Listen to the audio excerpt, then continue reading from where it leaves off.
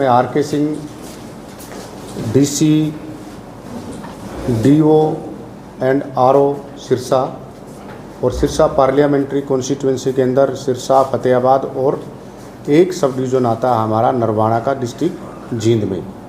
सभी साथी भली भांति परिचित हैं कि 18वीं लोकसभा के लिए जो डिक्लेरेशन ऑफ इलेक्शंस है वो 16/3/2024 को दोपहर बाद 3 बजे हो चुका है। हरियाणा में चुनाव आपको पता है कि 25/5 को होगा और काउंटिंग ऑफ वोट्स पूरे इंडिया में 5/6/2024 को, और मॉडल कोड ऑफ कंडक्ट जो लगना था वो 16/3 को 3 बजे के बाद, और अंतिम रहेगा ये 6/6/2024 को, यानी कि काउंटिंग हमारी होगी 4 को। उसके 2 दिन बाद भी मॉडल कोड ऑफ कंडक्ट लागू रहेगा। जैसे इलेक्शन कमीशन ऑफ इंडिया हमेशा ही कहता है कि सबसे महत्वपूर्ण हमारे लिए प्रेस है, विशेषकर चुनाव के अंदर, और वैसे भी सभी कहते हैं कि ये प्रजातंत्र का चौथा पिलर है, लोगों तक बात पहुंचाने का, लोगों की राय जानने का, लोगों को बताने का और उनको मोटिवेट करने का।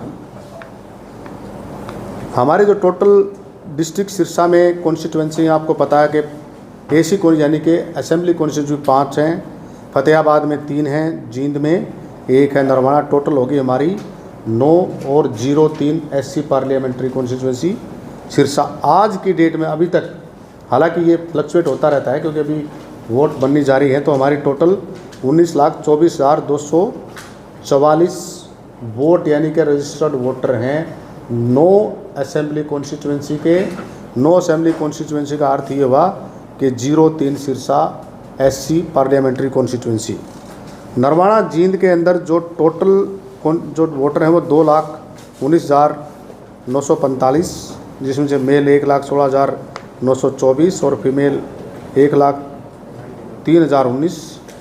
इसमें एक अहम बात अब की बार ये है कि ट्रांसजेंडर यानी कि टीजी जिसको कहते हैं, जिसको थर्ड जेंडर कहते हैं, वो भी हमारे पास हैं। उसमें हमारे कुल वोटर वहाँ के 2 हैं, और जो उसमें कुल पोलिंग स्टेशंस और पोलिंग बूथ, वो पोलिंग स्टेशन हैं 224 बूथ हैं और लोकेशन हैं 115। ये बता रहा हूँ मैं आपको नरवाना असेंबली कॉन्स्टिट्यूंसी की। इसी प्रकार से उसके बाद हमारा टोहाना, फतेहाबाद, रतिया जो कि फतेहाबाद की हैं, और उसके बाद आगे हमारे कालावाली, डबवाली, रानिया, सिरसा, एलनाबाद। टोटल वोट मैंने आपको बता दी हैं। सभी के पास एक हमने आपको लिस्ट बनाई है, जो हम आपको ये लिस्ट एक देंगे आपको, चाहे तो व्हाट्सएप ग्रुप में डाल देंगे, इसकी हार्ड कॉपी देंगे। उसमें आर.के. सिंह यानी कि मैं डीसी सिरसा इसका आरओ, विक्रांत भूषण आईपीएस आप सभी जानते हैं सिरसा के, और सुमेर सिंह जी हैं डबवाली के। इसी प्रकार से राहुल नरवाल फतेहाबाद, आस्था मोदी वहाँ की एसपी है फतेहाबाद में, मोहम्मद इमरान रजा डिस्ट्रिक्ट इलेक्शन ऑफिसर जींद, और सुमित कुमार आईपीएस जो कि एसपी जींद हैं। इसी प्रकार से हमारे सभी के सभी एआरओज सुरेश राविस, अभय सिंह, सुरेश कुमार, रानिया, ये तो सारे 5 के 5 यहाँ बैठे हुए हैं। बाकी अलग अलग से जो जींद का 1 और फतेहाबाद के 3 उनके नाम हैं। इनमें जो हमारे काउंटिंग सेंटर्स होंगे, स्ट्रॉन्ग रूम होंगे, नरवाना का होगा हिंदू कन्या महाविद्यालय। पहले नरवाना का आज से पहले फतेहाबाद के अंदर बनता था। पहली बार वहाँ के डिस्ट्रिक्ट इलेक्शन हो, यानी कि डीसी ने डिसाइड किया है कि वो हिंदू कन्या महाविद्यालय जींद के अंदर होगा। टोहाना, फतेहाबाद और रतिया तीनों का होगा Maniram Godara government girls college एक है वहाँ पे, जिसको बोढ़िया खेड़ा गांव के अंदर बना हुआ है, तो वहीं पे होगा। कालावाली के अंदर मूट कोट, ये हमारे जो चारों के चारे हैं सारे के सारे हमारे CDLU के अंदर बने हुए हैं। यही है तो अजीब साहब। इसके अलावा जो हमारे चीफ इलेक्टरल ऑफिसर्स हैं उसके नाम, एडिशनल CO, जॉइंट CO और दूसरे जॉइंट CO, इन सभी के नंबर हमने आपको इसके अंदर, इस कागज़ के अंदर दिए, जो आपके व्हाट्सएप में मिल जाएगा। इसके अलावा आप सभी से एक नम्र निवेदन ये है कि आपने लोगों को मोटिवेट करना है, ज़्यादा से ज़्यादा इस बात को लिखना है कि वोटिंग वाले दिन यानी कि 25 मई को लोग ज़्यादा से ज़्यादा बाहर आएँ और अपने मत का प्रयोग करें। 85 प्लस यानी कि अब पहले 80 वर्ष की थी जो बुजुर्ग आदमी थे, अब वो 85 प्लस हो गए हैं, उनके लिए हम सुविधा देंगे, उसके लिए हम सुविधा देंगे कि उनकी वोट घर पे ही डाली जा सके। उसके बाद हमारे साथ साथ हमारे कुछ ऐसे डिसेबल्ड, स्पेशली डिसेबल्ड, जिनको हिंदी में कई बार हम अपाहिज भी कह देते हैं, उनको भी ये सुविधा देंगे कि वो अपने मत का प्रयोग घर पे ही कर ले। हमारा BLO जाके उसके मत का प्रयोग कराएगा। अगर उसने एक बार ये प्रेफरेंस दे दी कि वो मत का प्रयोग घर पे करेगा या करेगी, तो उसने वहीं पे करना पड़ेगा, उसके बाद वो बूथ पे आके अपने मत का प्रयोग नहीं कर पाएगा। इसके अलावा हम AMC एश्योर्ड मिनिमम फैसिलिटीज हर बूथ पे देंगे, जिसमें लाइट, पानी, बिजली, रैंप और एक व्हील चेयर भी अगर कोई बुजुर्ग आदमी आता है जिसको ऐसी दिक्कत आएगी वो देंगे। साथ में क्योंकि गर्मी हो जाएगी, छाया का प्रबंध वहाँ पे हर रूप में हर प्रकार से रहेगा। ये हमारी एक मोटी मोटी सी बात थी। NCC के बारे में हमने सभी पॉलिटिकल पार्टीज़ के साथ अभी एक बैठक की है, और जो प्रिंटिंग प्रेस जो पूरे ज़िले के अंदर है उसकी बैठक हम इसके तुरंत बाद करेंगे। उसमें हम ये कहेंगे कि जो भी आपने प्रिंट करना है, आप इलेक्ट्रॉनिक मीडिया से भी मेरा निवेदन है, आप इस बात को भी जन तक पहुँचाओगे कि सोशल मीडिया पे कोई भी एक ऐसी बात जो पेड आती है तो उसको हम उसके खर्चे में जोड़ देंगे। ऐसे ही प्रिंट मीडिया वाला बिना किसी नाम के ये नहीं कहेगा ये प्रिंटर है, XYZ प्रिंटर फलाना फलाना फलाना, ताकि उसको हम उसके अंदर जोड़ सकें। आप सभी को पता है कि एक पार्लियामेंट्री कॉन्स्टिट्यूंसी के अंदर जो लिमिट है वो 95 लाख रुपए है। अगर उससे आगे ज़्यादा खर्च करेगा कैंडिडेट तो वो रजिस्टर में जुड़ जाएगा और आगे के ऊपर केस चलता आपको पता ही है। और आजकल ये प्रूव हो चुका है, अगर वो ज़्यादा पैसे खर्च करेगा और बताएगा नहीं और प्रूव हो जाता है वो, तो हम मतलब इलेक्शन कमीशन ऑफ इंडिया उसको उसकी जो कैंडिडेचर है और जीता हुआ इलेक्शन भी वो हार सकता है। ऐसे हमारे उदाहरण ऐसे भी आ चुके हैं जो सुप्रीम कोर्ट में भी हार चुके हैं। विशेषतः उमलेश यादव उत्तर प्रदेश की जो कैंडिडेट साहिबा थी। इसके अलावा हमारे जो एक विशेष बात जो हम बताना चाह रहे थे आपको, टोटल जो हमारे बूथ बनते हैं,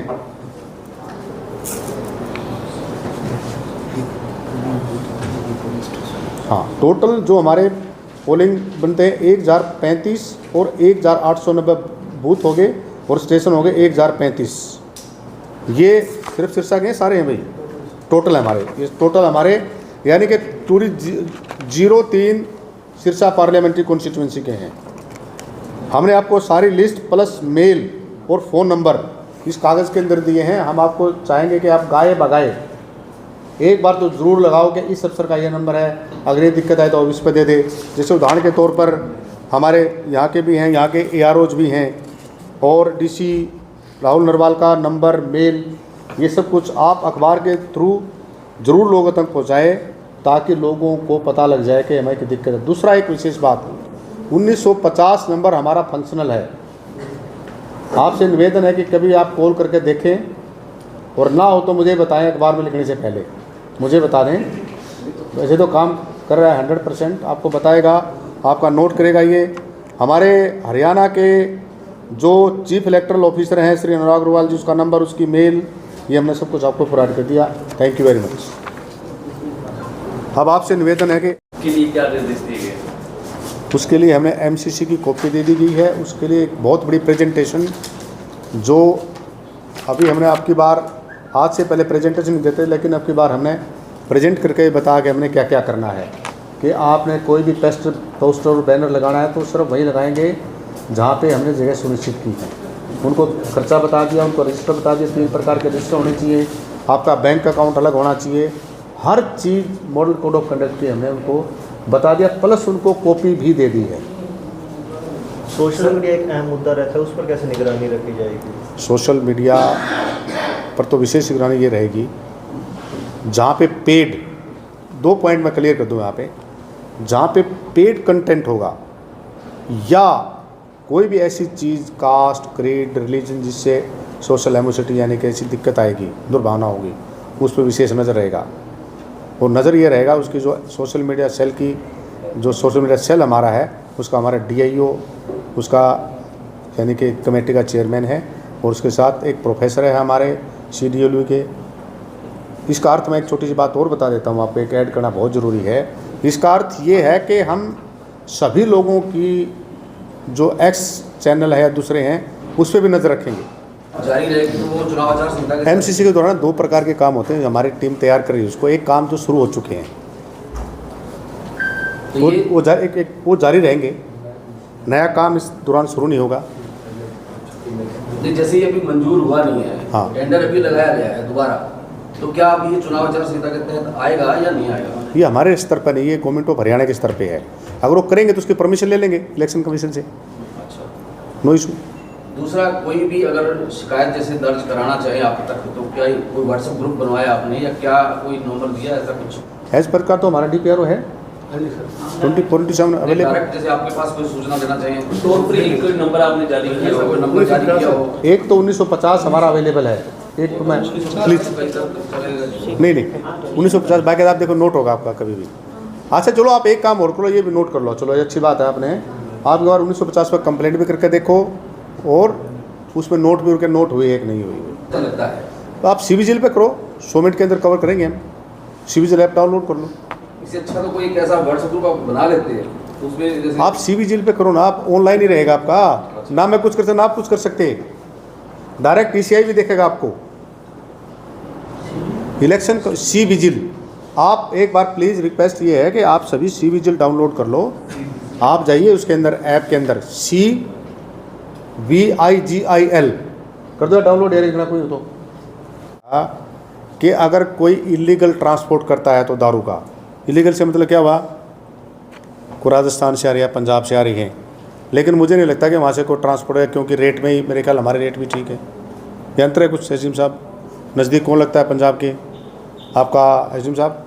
कुछ डिफरेंस है? तो उसमें मेरे ख्याल कोई डिफरेंस नहीं है।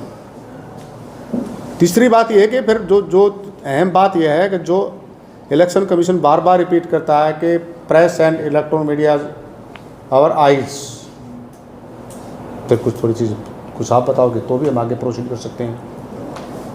ये भी आपसे नम्र निवेदन है कि आप ज़रूर बताइए कौन दारू किस प्रकार से यूज़ कर रहा है। कोई ऐसे ठेकों की भी मॉनिटरिंग की जाए कि उसमें इलेक्शन के दौरान उनकी जो है स्टॉक कम है या ज़्यादा है? ये डेफिनेटली ये तो प्रोविजन है, डेफिनेटली। ये तो हमारे DTC उसके नोडल अफसर हैं। DTC excise is the nodal officer. और यही है नहीं कि सिर्फ हम जो इंटर स्टेट सिक्योरिटी, ड्रग्स और ये जो लीकर है, इन सभी को लगातार मॉनिटर करके अंदर, जिसमें कि एक SP हमारा DCSP यहाँ का हो गया, हनुमानगढ़ का हो गया, मानसा का हो गया, बठिंडा का हो गया, और एक डिस्ट्रिक्ट और है। सभी साथ साथ काम करते हैं।